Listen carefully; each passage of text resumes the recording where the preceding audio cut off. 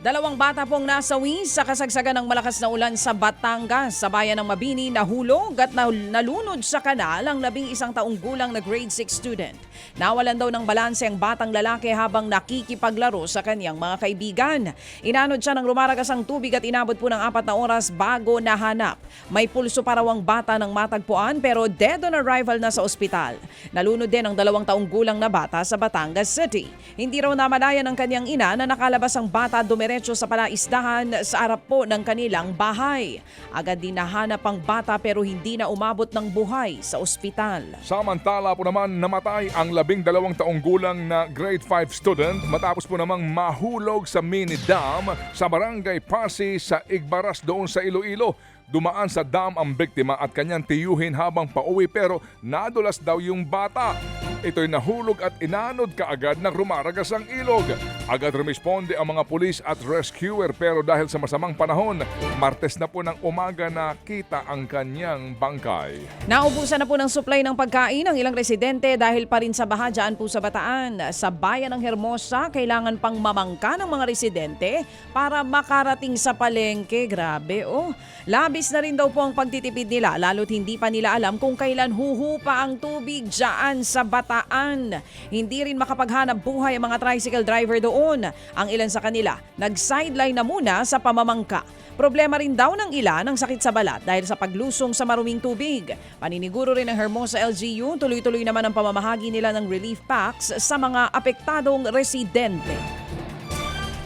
Nagsisialisan po naman ang mga residente sa isa pong subdivision dahil sa lampas taong baha doon sa Antipolo. Aabot sa 1,000 bahay ang lubog sa tubig sa naturang subdivision. Ang ilang mga nakatira doon ay naglagay na po ng mga gamit sa mga malalaking styrofoam na lagi pong lumulutang na lamang para maisalba ang mga ito sa baha. Meron po namang mga residente na nagpatayo ng temporary shelter dahil ayaw nilang tumira sa evacuation center. Sabi po ng opisyal ng Homeowners Association, matagal na po silang binabaha doon. Nagiging catch basin kasi ang naturang subdivision.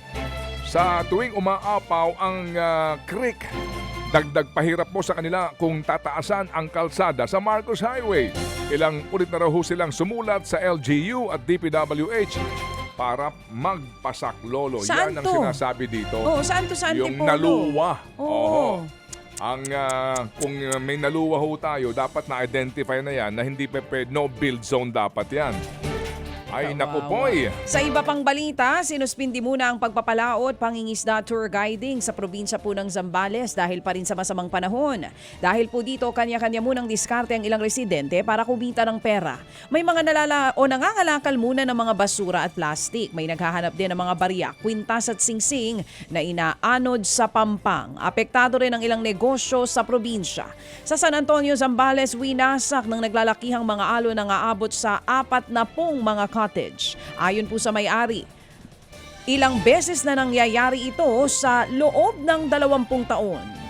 Mga kapatid, patuloy po kayong tumutok sa 105.9 True FM para sa totoong balita, impormasyon, music and entertainment. Mag-subscribe sa aming YouTube channel at podcast at sundan nyo kami sa Facebook, Instagram, X at TikTok sa True Network PH.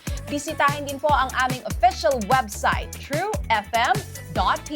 At panoorin din kami sa True TV Signal, Channel 19. Kami po ang 105.9 True FM. Laging true sa'yo, kapatid. Ito tayo sa totoo, tunay at